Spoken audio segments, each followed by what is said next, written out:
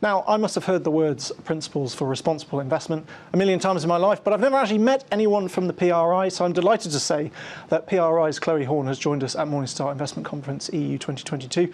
Chloe, thanks for being with us. Could I just ask you first and foremost, you mentioned in your session today that certain corporates had decided to engage with principles for responsible investment, but had conducted lobbying activities that were perhaps contrary to some of the PRI initiatives behind the scenes. Do you see a lot of that kind of activity, and how do you deal with it?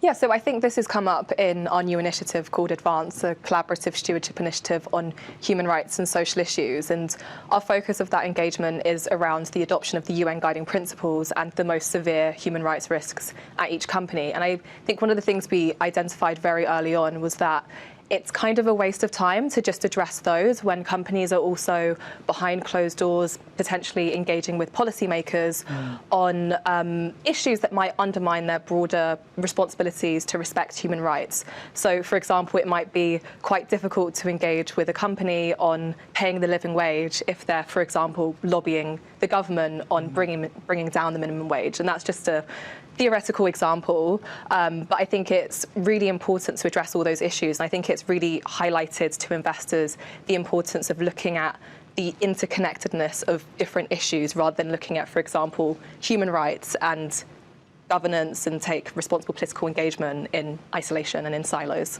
Sure, and one of the things we haven't really spoken about much at the event the past 2 days is the impact of COVID-19. So I wanted to ask you, what has been the impact of COVID-19 on PRI's work? Has it accelerated certain initiatives? Yeah, so when everything started happening, we kicked off 2 work streams. The first on kind of the short-term response to COVID-19, including how it's going to change how AGMs or annual general meetings are run.